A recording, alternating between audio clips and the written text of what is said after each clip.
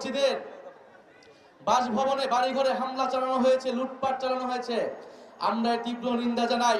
আমাদের নবীজিকে যদি কেউ কটূক্তি করে, আমাদের ধর্মকে যদি কেউ অবমাননা করে, আমরা অবশ্যই তার বিচার চাই। আমাদের ধর্মে বলা আছে, পিতার অপরাধের জন্য পুত্রকে দায়ী করা যাবে না, পুত্রের অপরাধের জন্য পিতাকে দায়ী করা যাবে না। অন্য ধর্মের উপর আঘাত দেওয়া, আমাদের এই নবীজি আমাদেরকে এই শিক্ষা দেয় নাই। নবীজি সবসময় অন্য ধর্মের মানুষের নিরাপত্তা নিশ্চিত করতেন। ফলে এই ঘটনা যারা ঘটাচ্ছে তাদের উদ্দেশ্য ধর্মীয় নয়, তাদের উদ্দেশ্য রাজনৈতিক, তাদের উদ্দেশ্য সাম্প্রদায়িক, এবং তাদের উদ্দেশ্য হচ্ছে লুটপাট করা।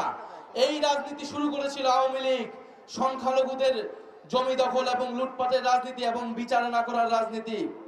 আমরা আজকের সমাবেশ থেকে বলতে চাই, রংপুরে যারা এই ঘটনা ঘটাচ্ছে তাদেরকে অবশ্যই বিচারের আওতায় আনতে হবে।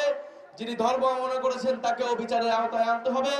আমরা ধর্মীয় সম্প্রীতির বাংলাদেশ গড়তে চাই, ইনসাফের বাংলাদেশ গড়তে চাই, বৈষম্যহীন বাংলাদেশ গড়তে চাই। শাড়ি নামে কিভাবে ভারতে জিআই প্রোডাক্ট নিতে পারে, এই প্রতিবাদ আমরা তখনও জানিয়েছিলাম। মাত্র 2-3 বছর আগে এই ঘটনা ঘটেছে। কেন ঘটেছে? কারণ আমাদের দেশের সরকার, আমাদের দেশের মানুষ টাঙ্গাইল শাড়িকে, তাঁত শিল্পকে পৃষ্ঠপোষকতা করতে পারে নাই, পুরা বিশ্বের বুকে তুলে ধরতে পারে নাই। আমাদের যে জাতীয় সম্পদ তার মর্যাদা আমরা দিতে পারি নাই। টাঙ্গাইল শাড়ির জিআই প্রোডাক্টের সত্ত্ব কখনোই ভারত নিতে পারে না।